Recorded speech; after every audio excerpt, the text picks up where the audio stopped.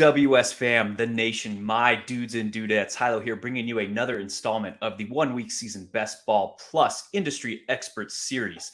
If you like what you're seeing in these Friday series, head on over to 1 week season, sign up for the Best Ball Plus because we are doing this 5 days a week, 4 of which are available only to Best Ball Plus subscribers.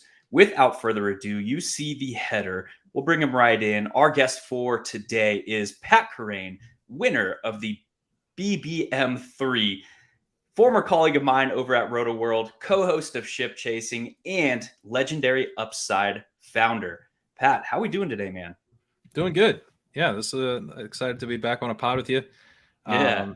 We used to do the recap shows, jump on the Sunday night recap show, which I did. One of those episodes was during the Sunday night of week 17. I hosted that show. So yeah, that was part of my BBM3 sweat. I remember I was covering that Bills Bengals game, and I had covered a game earlier, and we were recapping the first game from the afternoon, and we were just both like, dude, what is going to happen? What is going on right now? Yeah, that was quite the sweat, dude, for sure. Well, thanks for coming on with me today, dude. We've got a lot to talk about, a lot in the theoretical realm. The first thing I kind of want to jam about is an idea that you had brought up a couple years back about this idea of legendary upside scenarios at the running back position. And obviously that led to some success for you last year. It led to a website being named after it. Talk to me a little bit about this idea of legendary upside, kind of where it came from and what you're looking for to identify legendary upside scenarios at running back. Yeah, it kind of came out of Sean Siegel's work on zero running back, Ben Gretch's work on the running back dead zone, right? Like all of these types of ideas are kind of, in some ways, structural drafting as a whole is sort of, making the argument that in a lot of cases, the wide receivers are going to be the stronger picks in various rounds because they're going to get injured at a lower rate. And we're going to see like fewer like total busts at the wide receiver position. One thing that I was pointing out in the legendary upside piece is that, it's not really that there's not upside at the running back position. There is. It's that we tend to talk about like averages at running back, and averages are not a great tool to use at the running back position because what is actually happening is that a couple of these guys are like must draft dudes that crush your opponents and that win you a lot of money. And many other running backs are underperforming the wide receivers available in those ranges. And to borrow a term from Mike Leone that I used in the article, are silent killers. They're guys who are going to actually really hurt your advance rate in best ball, really hurt your chances of making the playoff in a redraft league. But you might not even realize it. Ezekiel Elliott was kind of the poster boy of this the last couple years. Yeah. Where he'd go at like the 102 and score like 15 points per game. And that was crushing teams. But you didn't really think about it because he wasn't getting hurt. The more obvious guys are the guys who get hurt for the entire season, or the guys who score, 9 points a game are just total busts. But the Zeke Elliott, who you might even be able to quibble about, like, was he a true bust in 2021? I would argue that he was. Like, that is sort of the point of this legendary upside framework, is that you're not shooting for Zeke Elliott. In fact, Zeke Elliott is one of the risks of drafting a running back really early. What you're shooting for is what we got from Christian McCaffrey in his prime, Todd Gurley in his prime, Alvin Kamara in his prime. That's the type of outcome that really shifts the fantasy landscape. It's been a quiet last couple of years where we had Jonathan Taylor barely hit the thresholds through 17 weeks. 2 years ago, and Austin Eckler did hit the 23 points per game threshold that I arbitrarily picked last year through 17 games. But both guys actually through 18 games fell slightly short. But I would say those two, were what we were looking for, right? Those guys did come through and produce seasons, Taylor in 2021 and Eckler last year, that were big hits. It helped that neither one was the 101 either. You were able to get Eckler in the mid to late first and Taylor in, the kind of 1-2 turn or even early second in 2021. So the prices helped a bit. And in general, pricing is always going to be really important when you're thinking through running backs. If you have an Ezekiel Elliott 2021 season in the third or fourth round, that's fine, especially in best ball. That's not such a big problem. But when it costs you the 1 or 2 or something, it really, really hurts. And you want to be shooting for the guys who can win you your league when you're taking on like a fair amount of risk, because again, the bar for what you're looking for is very high. Yeah, and there's also different components of that too. When you look at what kind of contest are we playing? In best ball, it is a weekly game. I mean, fantasy football is a weekly game, but best ball or I guess increasingly so. And this idea that like Ezekiel Elliott, you look at the end of season stats and it's like, oh, he averaged 14 plus points per game. He was this awesome, awesome player. I want him on my team. It's like, this is a weekly game. And the contests we're playing, especially, talk about BBM, the DK Millie, these large contests, pretty much everything in the best ball sphere, except for drafters, these are weekly contests. And this is a contest where that is magnified and amplified when we start getting into where we're looking to realize our expected value, which is in weeks 15, 16, and most importantly, week 17. So did this kind of thought process go into you building this idea of legendary upside? Were you looking at it more from like a weekly range of outcomes perspective, or were you considering kind of season long as well? I actually wrote it more from a season long perspective because in best ball, I just felt like the counter argument is just stronger. The one counter argument that is a lot stronger is, yeah, but if I draft Najee Harris and he stays healthy all year and he just kind of chugs along and puts up points, that's worth a lot in best ball. Yeah. Najee Harris in the His advance rate was very high. Is a rookie, was very high. Yeah. And, second round ADP, early second round ADP wasn't all that great, but did kind of exactly what his backers thought he would do. Just got a ton of touches, got a lot of targets, and that was enough. In managed, I think the advantage of the early round wide receivers is even bigger because you can't, there's no chance of just kind of mixing and matching, with the automated lineup setting at wide receiver. You can, those plug and play number one wide receivers I think are even a little bit more powerful. And as a result, the opportunity cost on taking a Najee Harris, and also the fact that there is waiver wires and you can go find, I don't have to spend an 18th round pick on trying to hunt for an Elijah Mitchell or a Myles Gaskin or a James Conner, James Robinson. But I can find those guys later on the waiver wire, and there's a pre-draft, a pre-week 1 waiver wire run in these FFPC leagues. I have many opportunities to find running back production, and running back production is more predictable week to week. So when I'm setting my lineup in a 0 running back team, I might be starting 2 running backs and 1 in the flex, by week 8, because I feel confident that one of my backup running backs is going to get a lot of touches that week. So for a number of reasons, I think from a season long perspective, hunting for these legendary running back seasons is more important in managed leagues. However, I do agree with what you're saying. Like if you're looking for single week upside, really targeting the running back profiles that have,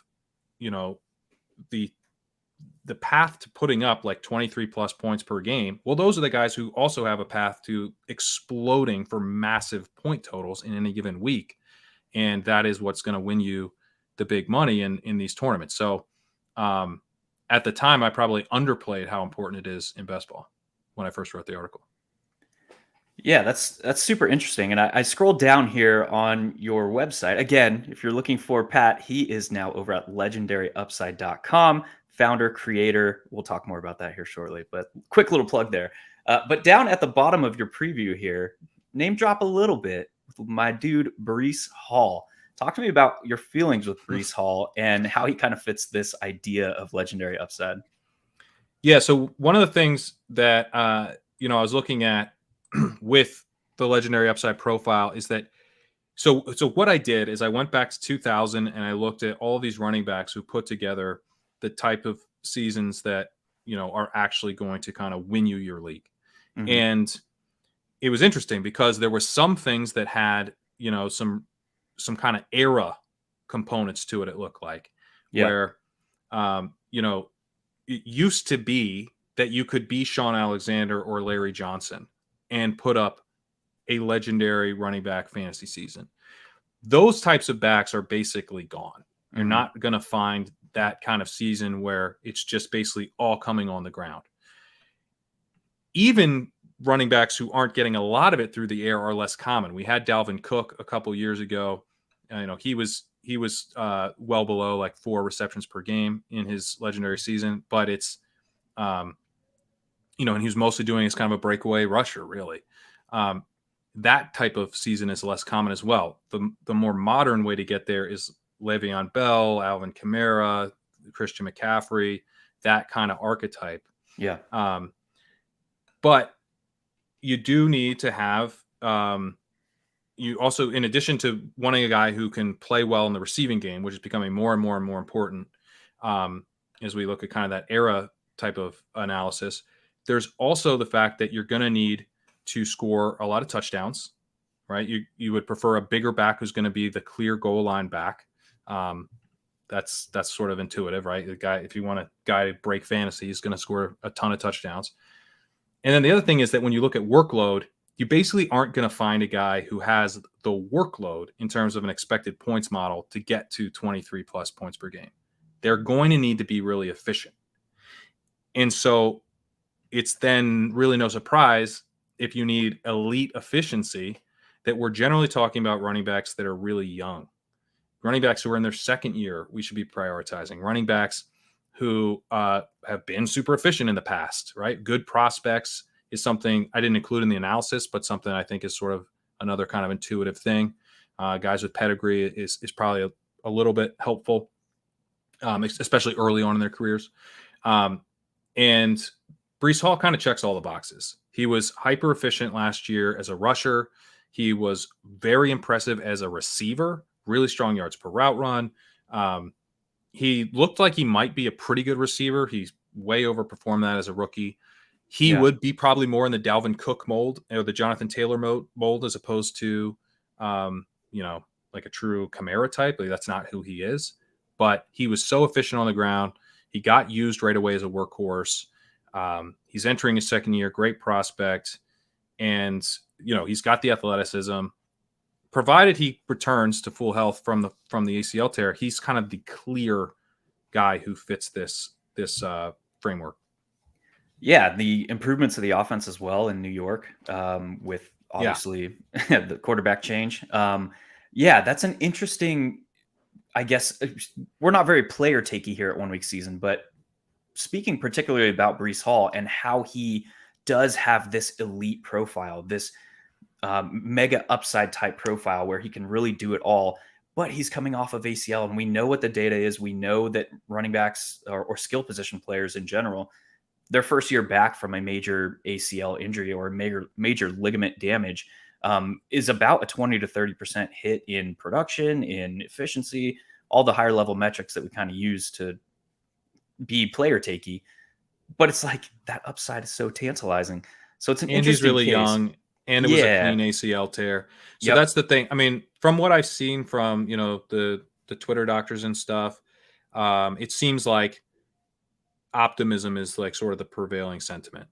So that makes me, because I don't know. That's the part I don't know, right? Is that how much is the ACL gonna sap from him? If it's a lot, then that would be a reason to not be taking him in the early rounds. What I love so much about Breece Hall right now is that he goes in like the mid to late third round. So with this analysis, I've traditionally only done the first 2 rounds of running backs. This year, I'll expand it to round 3 because there's just not that many running backs going in the first 2 rounds. Because of Breece Hall. And because of Breece Hall. But yeah, if he was going at the 205, then I think we'd have to care way more about the ACL. As is, I'm like, man, if I can just get like a David Johnson rookie season plus, start a little bit earlier, don't just be 4 games, but give me the second half of the season at that level and kind of okay before that, I think I can ride that out. And, all the money's in the end of the season for these best ball tournaments.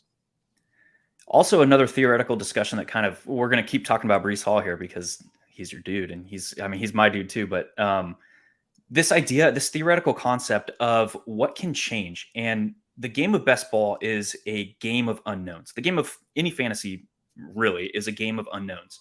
And what we're trying to do is leverage the variance and place ourselves in an optimal position to win all the monies. How do we do that? Well, one of the ways that we can do that is by targeting the unknowns that can change. So what is that? That's like Kadarius Toney, his route tree could change. That is Breece Hall, Javonte Williams. Their injuries could change because we don't know the unknowns regarding their particular injuries, where they're at. We're going to get more information as the offseason progresses, but that's an interesting concept of targeting these upside profiles in a very uncertain situation to place ourselves in the optimal position to leverage something that can change. Have you kind of worked through that or drafted, I guess, subscribed to that kind of mindset at all? Well, I do think it's if you're drafting a bunch of best ball teams, you do want to try to be out in front as much as you can on these uncertain situations where we're going to see the market resolve, right? Where there's sort of like it's like Schrodinger's ADP, you know what I mean? Like there's sort of two things true at once with like Joe Mixon, right? So I think taking some stands there because the ADP is not correct. It doesn't even think it's correct. It's trying to hold two ideas together at once, and only one of those ideas is true. So I am trying to, be out in front of some of those situations. And there's certain situations that I don't feel so good about. Like to me, the Kadarius Toney one, it feels like the market's sorry, dude, you're breaking up. I gotta go. No, just kidding. Pricing in that route tree is changing. I think it's a little bit. I do see the upside that if he's like seriously a full-time player, then like 701 is no one's complaining about that. That's an absolute smash. But there's some of these uncertain situations where I'm going to bet against them, and somewhere I'm going to be more willing to kind of wade into the uncertainty because I do have some player takes. But then the other thing that I like about best ball a lot as well is that I'm not going to have as much Kadarius Toney as you probably, but when I do have Kadarius Toney, I want him to be stacked, put on teams that, have a Bengals bring back, doing all the things. So, okay, I was wrong at large, but this guy hit on the right team. It was when he hit for me, it was less often, but he hit on a team that was able to take full advantage of that hit. It was a well-structured team. It was correlated. Tyquan Thornton was on my team last year. It was the only time I took him all year, and he was part of a staff. Nice. He got on that team because I took a bunch of Patriots. I took a bunch of Dolphins, and he was along for the ride and helped me win the thing. Yeah. So this idea of like positioning yourselves and playing optimally, like there's a caveat with that. We don't know what optimal is. We have all of 3 years of data playing this game, speaking directly to large field best ball contests. And if you want to include the pre-underdog stuff into that data, okay, so we have 5 years. So a lot of what we're doing is theoretical based combined with what has worked in the past. And there's a very interesting distinction when you think through what is going on from the theoretics to what has been proven. We have to understand that the sample size of what's been proven is very, very small. But we know mathematically there are things that we can do to optimize and place ourselves in the best position to have fewer things that need to go right. And when they do go right, get maximum exposure to that. And one of those things is stacking, is correlation, is doing all these things that we know that have been kind of ported over from DFS into this game of best ball to place ourselves in the optimal position that when they do go right, we are in optimal position to leverage that to the maximum extent possible. So yeah, last season you had, did you have 6 members of that game from Miami?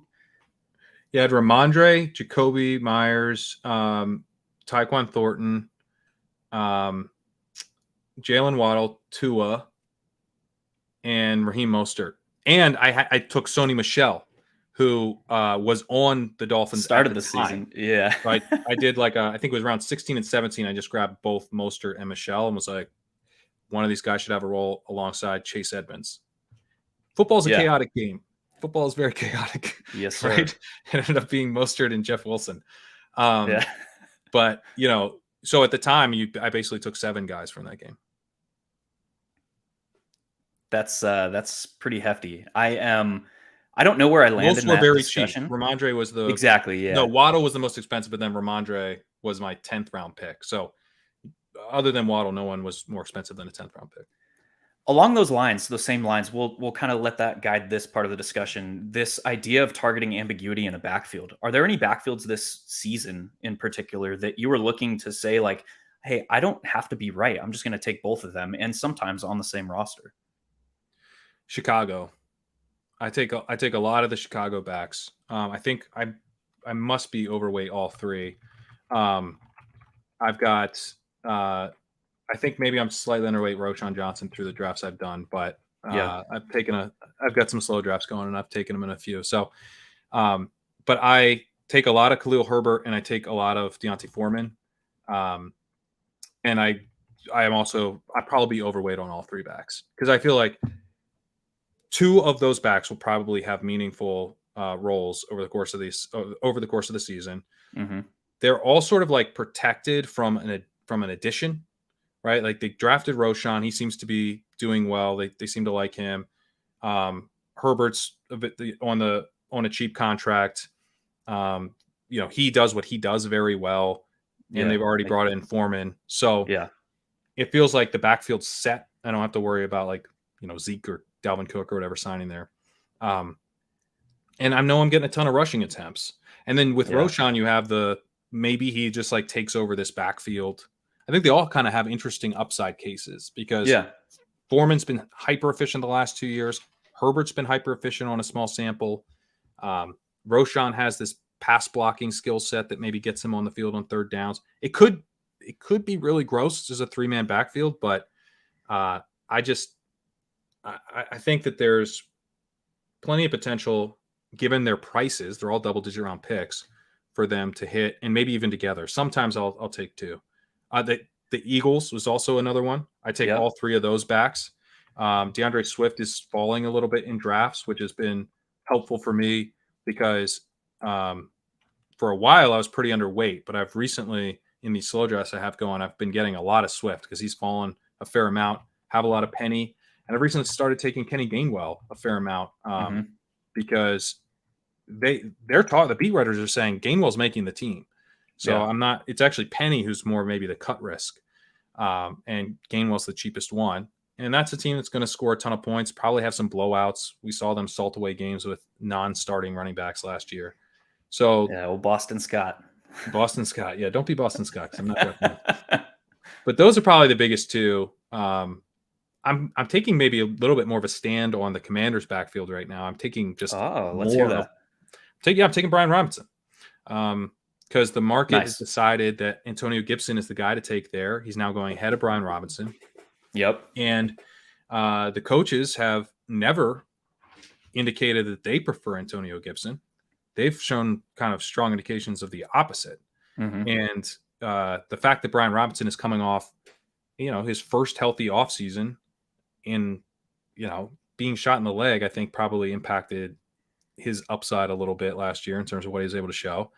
But he was really good in terms of, I have an article coming out Monday morning on success rate, NFL Next Gen success rate, which is a really cool metric they have available for free, and uses the player tracking data and can factor in things like, defender positioning.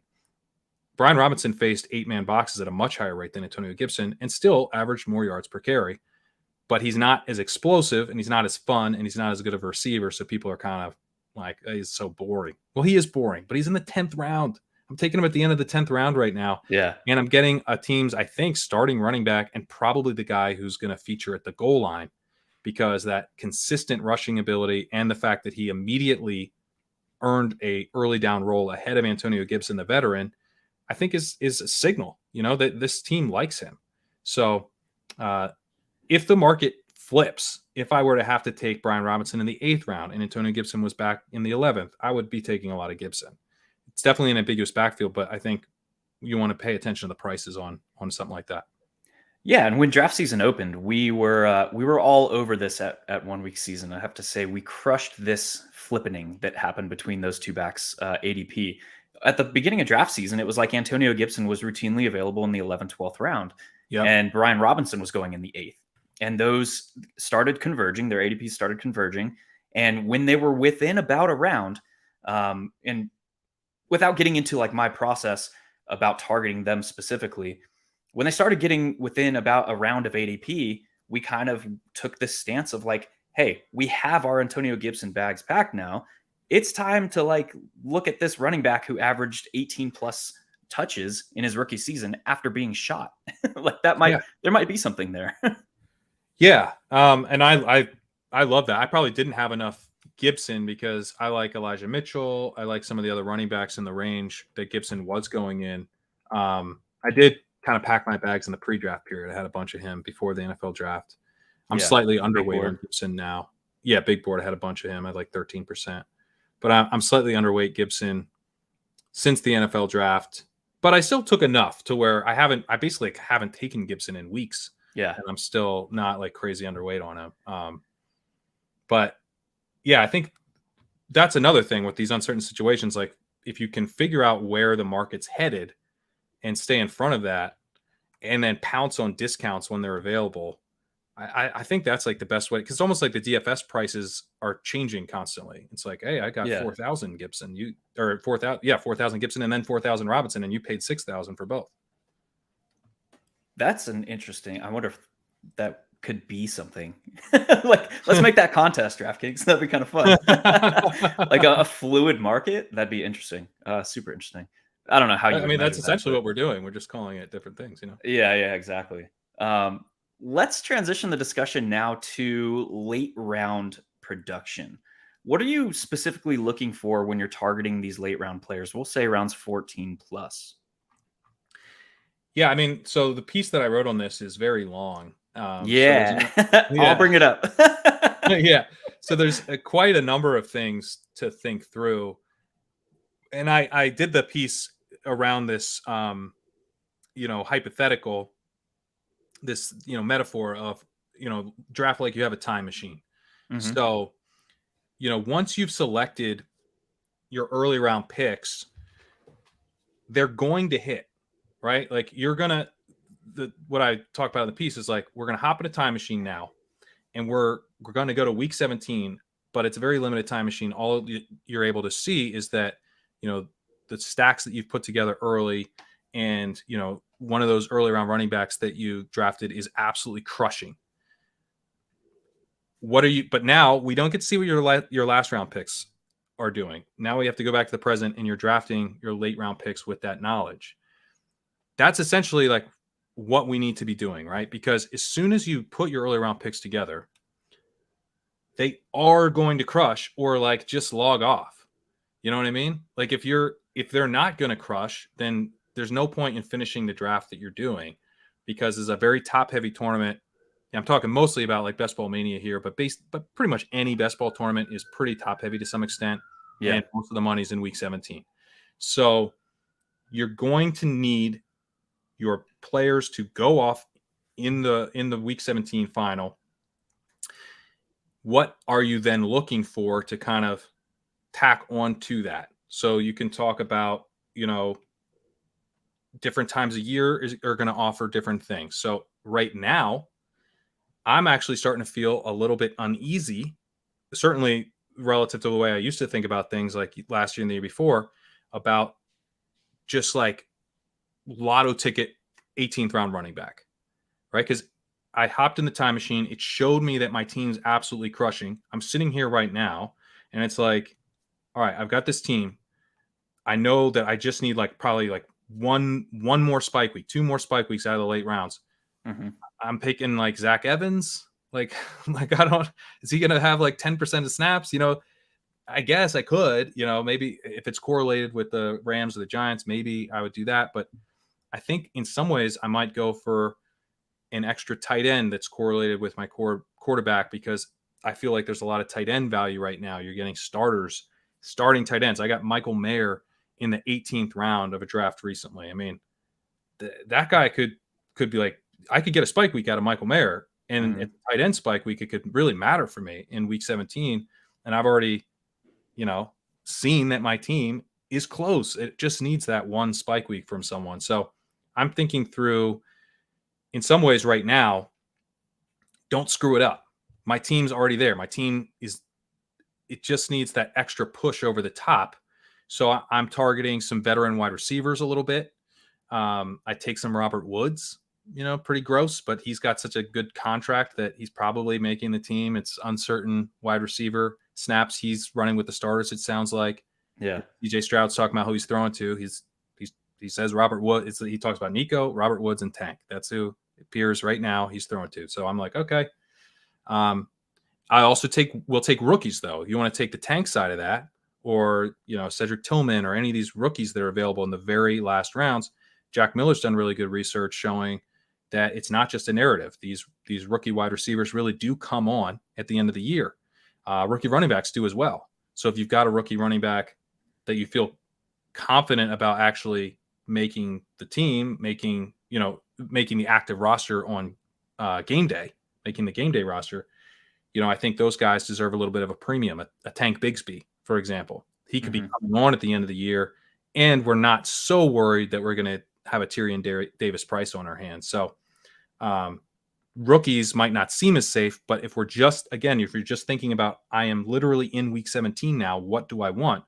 Drafting a rookie all of a sudden becomes a lot more appealing because it's just that week 17 spike week that you're hunting for, not season-long production necessarily. And then the other thing I'll note is that as we move forward and we get into late August, one thing that really hit me as I put together this analysis, and in doing this analysis, I was looking at the previous league winners and where they came from and who they were and what their spike weeks looked like. Justin Jefferson has the highest finals advance rate of the last two seasons. Look at times drafted versus, times made the finals versus times drafted in the denominator, right? If you look at finals advance rate after Jefferson, the second highest advance rate goes to Justin Jackson. Justin Jackson did absolutely nothing until week 16, and then he went off for over 30 half-point PPR points.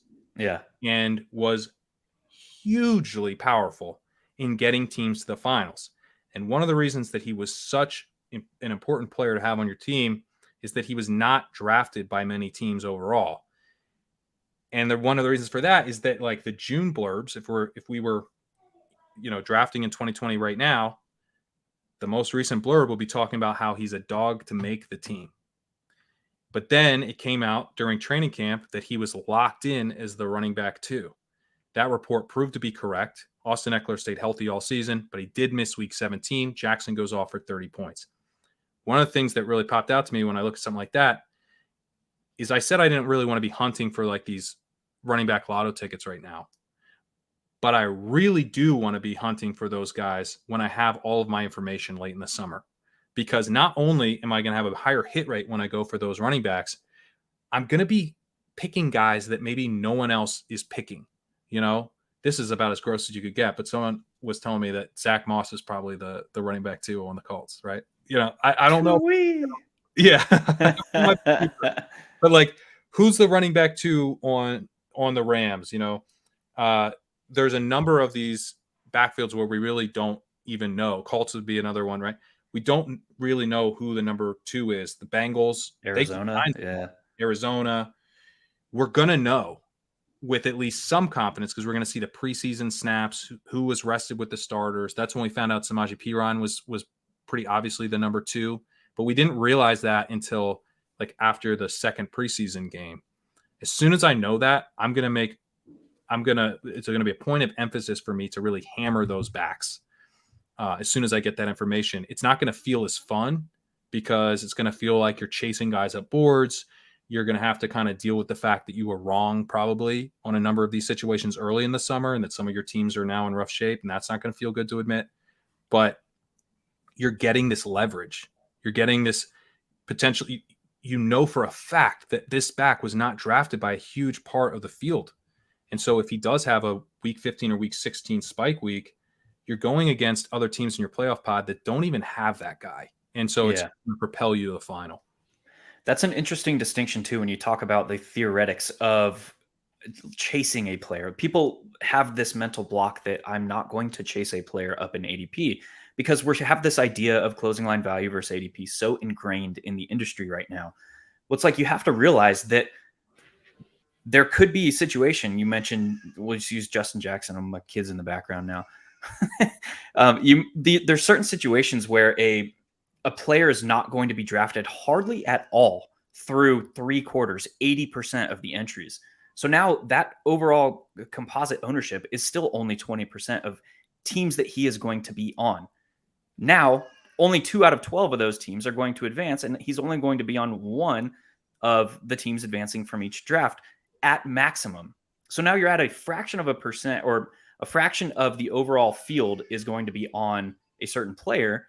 And it's not like the teams that the 3 teams that drafted him out of the 400,000 that were drafted before August are going to have very, very different overall builds than the teams that you're trying to put together at the end of the season. So definitely a lot to work through. And there. The odds, like if they were making those types of picks, frankly, the odds that they kind of hit, nice little singles with the rest of their picks and have a team that has a bunch of live bullets are probably lower, because it's like someone was swinging for the fences there. They hit a home run, but what else did they happen to land on there if they were swinging for the fences that big? Not to say that you couldn't take one scratch off and then kind of play it conservatively. That might actually be an interesting way to play things, but just kind of knowing the way people tend to draft, there just won't be that many other teams early in the season. And you're competing against early drafters that have a huge advantage on you when you're late in the season. They have the chance. It's, you talk about closing line value. It might not be that they get, that 18th rounder who goes up into the 14th round. They'll have some of that, but they're going to really have a chance to get the 10th rounder who's a 6th rounder now. That's the big advantage that the early drafters have on you. Like the biggest, my team was drafted on July 18th, which I think was still early because it's pre-training camp. Yeah. I had 10th round Ramondre. That was the thing I had access to that you just didn't get access to in August. It was over. There was still uncertainty about, does he really have a chance to challenge for the number 1 role and all that.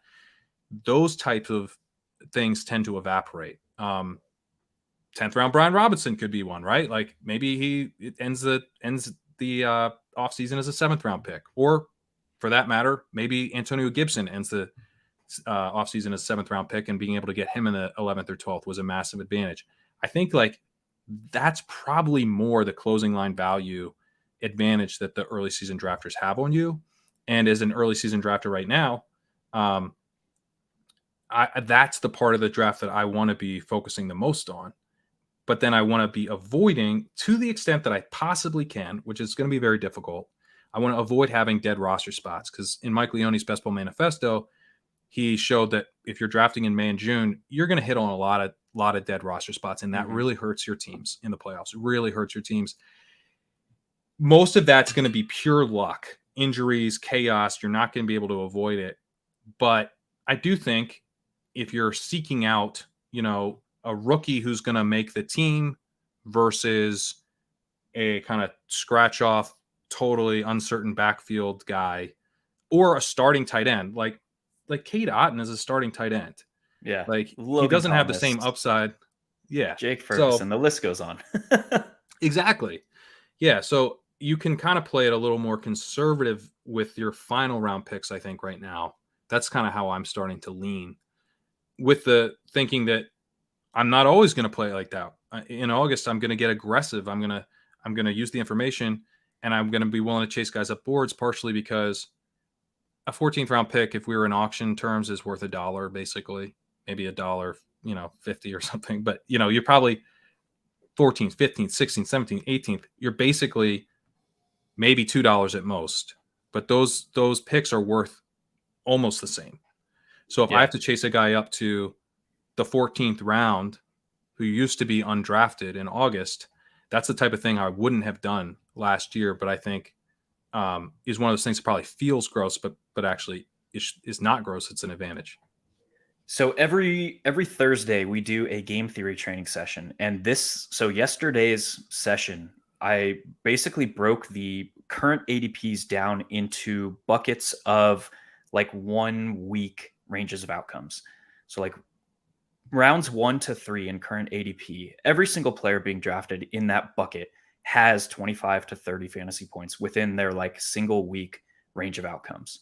When you get to rounds 4 to 9, there's this varying mix of ranges of outcomes. And that's really where the breadwinners come from. If you look at historical hit rates and this term league winners, which what does that mean? But it's basically a player that has 25 to 30 fantasy point upside within their single week range of outcomes are historically coming from this rounds 4 to 9 bucket.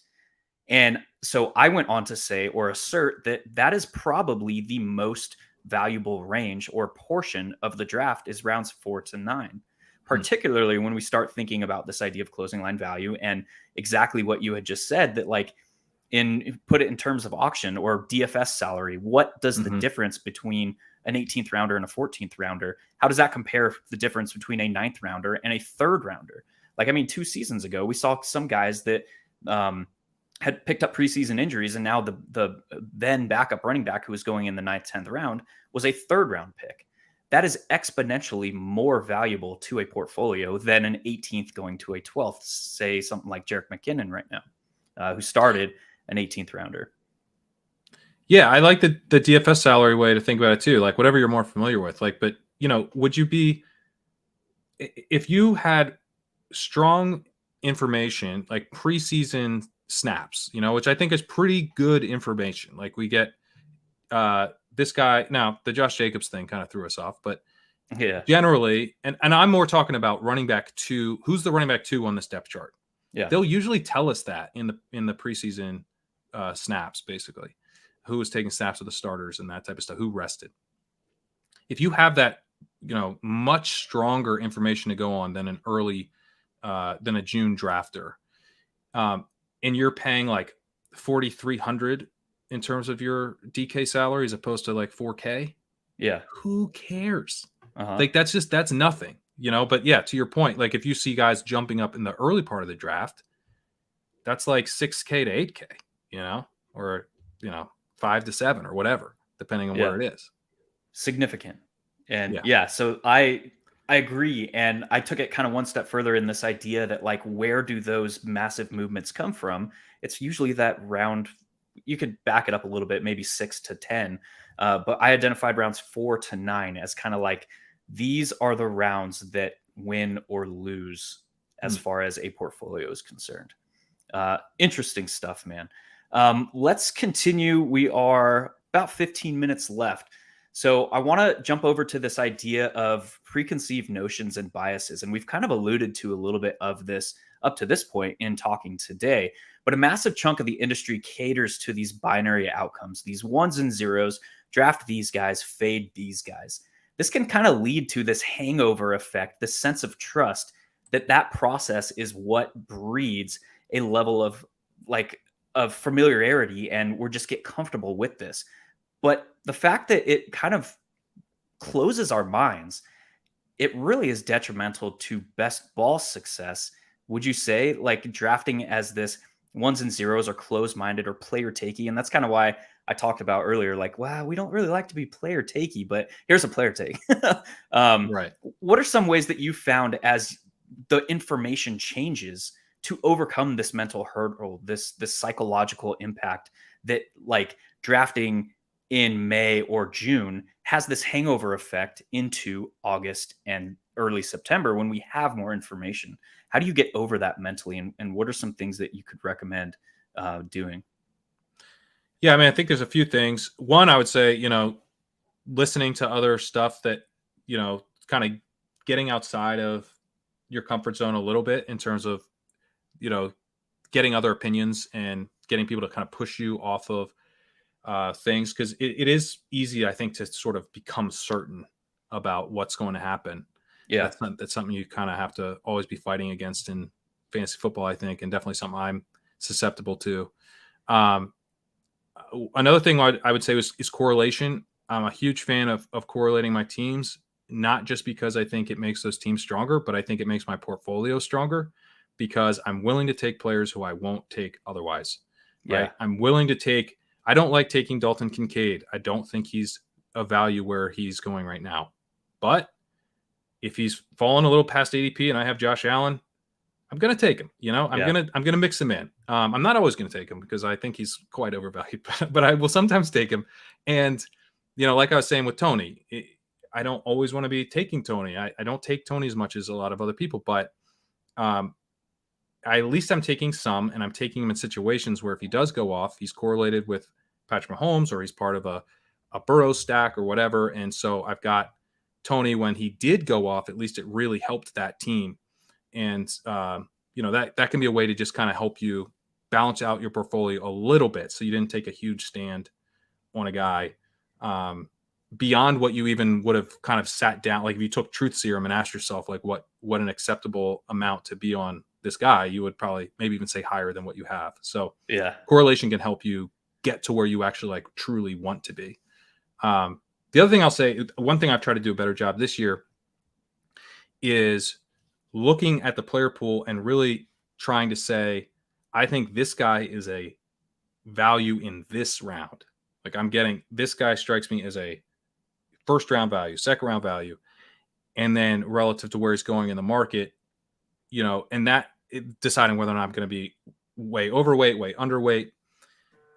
But that then allows me to say, hang on, the price has changed and I'm going to start being aggressive about targeting this player now. That's like with Brian Robinson, for example. Like Brian Robinson is the type of player who I would typically never take. Like he strikes me as kind of boring. I didn't like him much as a prospect. I didn't like the way he ran last year. Yeah. I was just like, why would I take Brian Robinson? It's boring. Yeah. But like, the reason I would take him is because you can get him as an RB3 in the 10th round in best ball, where if he's the starter for the Commanders all year, that like hugely helps you. It fits perfectly with the structures that I like to do right now. I like targeting running backs in that range of the draft. And he was actually better in some of the metrics that I like than I really want to admit. Yeah. And so if I say when he's in the 8th round, I'm not taking Brian Robinson full stop, then I'm not going to be open-minded when he falls 2 rounds to take him then. But if I say I'm not taking Brian Robinson because he's a 10th round back priced like an 8th round back, well, when he's in the 10th round, then I have the green light to go ahead and take him. Yeah, the way that I like to think about this, or the way that I like to teach about this, is utilizing if-then statements. If the field is wrong about a certain situation, then what does that mean? Like, how can you basically it's like a double down in blackjack. You're adding additional plus money in a situation where if the field is just wrong, then you make time and a half for the blackjack example. Hey, at the beginning of draft season, when I was targeting Antonio Gibson heavily, and I was preaching to kind of that he was likeliest to move in ADP and to get exposure now, I initially legitimately forgot Brian Robinson's last name when I was doing a podcast. And I carried that shtick like through to like kind of hammer home the point. I was like, Brian, what's his name over there in Washington? Yeah. To like hammer the point that like he was not the value at that point in time. And then I started transitioning to like Brian Robinson. And we started taking more Brian Robinson and preaching more Brian Robinson. But it was just funny that you chose that particular example because the 1 week season fam is intimately familiar with my spiels on Brian Robinson. But we are in alignment for sure right now. I don't think I've taken Gibson outside of, I will note, I have been taking Antonio Gibson paired with Brian Robinson in best ball currently to try. And that situation is one of mine that I'm willing to take both backs in the backfield and leverage. I haven't done that myself, but I don't mind it. I guess that Chris Rodriguez got like enough little mini buzz that I'm like, yeah, I don't want to get both. It's too expensive to get both and have it not be all of them. But there's a high chance it is all of them. So I think it's fine. Yeah. Along that line, I want to hear your thoughts on the Miami backfield, because that's probably the like ultimate example of uncertainty, but it's on an offense that we're expected to be top 5 in scoring in this season. So I was taking a lot of those backs. Like I was taking all three. It was very much like Chicago for me. And then sometimes I would take two of them. I was handling it very similar to Chicago. Once Dalvin Cook started to kind of really, be clear he wanted to go there. And, then since he's kind of floating around, I'm like a little bit less interested in Mostert and Wilson. I want them to be free at this point. I'm like, you price in all the risk for me. Wilson's almost there. He's almost there. He's almost there. He's become more interesting again. But I just I want them to just fall all the way to the last round. Because at that point, it's like, because that's where I think they would be going if Cook signed there, right? Or they wouldn't be going at all. And, maybe. But if I can get Wilson now in the last round, I like it again. But A-Chain's the guy I still take some of at the moment, because I think Dalvin Cook's kind of done. So it's more about like a closing line value thing for me than, being like terrified of Dalvin Cook. Certainly you would get a big discount on A-Chain if Cook signs there from where he's going now. But if I'm taking him as a bring back on Lamar stuff, which is generally how I end up with him, or if I stack him with Tua, I'm still taking A-Chain, because I'm just like, this is a week 17 play explosion back, super fast. I forget who it was on Twitter was saying they might use him like the 49ers use Debo. And once you hear that, it's hard to stop thinking about it. So it's, Comp season. Yeah, exactly. Give me a couple long touchdowns. In a weird way, it's sort of a weird way to play it because he's the most expensive one, but that's what I've been doing. I dig it, man. The last thing we're going to talk about, we got about 8 minutes here, but you also wrote up an article about dictating a draft and kind of staying in front of something. I'll let you kind of explain it a little bit better, but basically staying in front of tendencies of the field. And I'll bring it up here. But obviously we're subject to this confining constraint of ADP and best ball, but you explored some ways that we can manipulate that in our favor. Walk me through your thought process here as I bring it up. Yeah, so this is a free article on the site for anyone who wants to check it out. Just kind of a simple tactic that I've been experimenting with in drafts right now. And right now, I think primarily you're seeing this on the front half of the board. The most obvious example is the DJ Moore, Justin Fields stack. And I was just making the point that if you're sitting there at the 4 or 5 turn, I like to play it where I take Justin Fields, if I want Justin Fields, I will take DJ Moore first. And I generally am taking DJ Moore in that situation when, let's say I'm at the 104, there's two of the guys have quarterbacks, and one of the teams that doesn't has Jamar Chase and Burrow's still there. Then I'm going, I'm definitely taking DJ Moore, because I'm going to have a chance to have, excuse me, I'm going to have a chance to get Justin Fields coming back to me, at the 504. So even if I'm reaching a bit on Moore, I'm getting this great value on Fields, and I'm kind of forcing the room to give it to me. And if they snipe me, I still got DJ Moore. Yeah, I reached a little bit, but I needed a wide receiver there anyway. And so like, you didn't hurt me that bad. In fact, you probably my advance rate went up slightly as well, because some team just now has like Patrick Mahomes and Justin Fields. And I kind of like my odds a little bit better. Yeah, now. Exactly. So you kind of just this idea of like, I was identifying a couple key situations where you can kind of force the room to give you that little extra bit of value. Christian Kirk can sometimes, one of these examples here, I didn't get Fields, but I got Christian Kirk, and then was able to get Trevor Lawrence coming back as a value. And I pushed Trevor Lawrence around the 6-7 turn, because I'm like, all right, you sniped me on Fields, are you going to snipe me on Lawrence too? Let's see if you want 3 quarterbacks. And you can kind of force the room to give you that value on the turn as you sit there at like usually the 3 or the 4 spot. I did this recently on the back half of the board. I took Travis Etienne, or I guess it was Calvin Ridley and Travis Etienne in that order, in the 3 and the 4 out of the 11 hole. And as the draft went on, then I had a chance to take Trevor Lawrence at the 7-11. He fell all the way back to me at the 7-11. But Dallas Goedert was also sitting there, and I had taken A.J. Brown at the 1-11, which is a great value on A.J. Brown. I took Dallas Goedert to get this Eagles bet locked in. The drafter at the 12 hole had already taken Deshaun Watson. So I'm going, are you going to do it? No You're going to go Watson Lawrence? That doesn't really make any sense for you. It hurts me. Do you want to hurt me that bad? And he didn't take him. So I got Goddard, because Goddard he would have taken. He took Waller with his first pick. Yeah. He definitely would have scooped the Goddard value. So just little things like that. You're thinking through the way to use the turn, what your opponents on the turn have done to just squeeze that little extra value out. Yeah, much easier to do in slow drafts. I'm glad you brought up that you're slow drafting, because I am like maxing these I call them the snapshot contests, the contests that pop up and are only available to draft for a 7 to 10 day window. I'm just like max late reg slow drafting them. Much easier to do, but you can do it. And you want to train that habit pattern, that thought process, to be able to react when you're on the clock and you have 30 seconds. For sure. The Lawrence example I just gave was a fast draft. Yeah. So you can definitely get up to speed where you're thinking about that as sort of second nature. Yeah.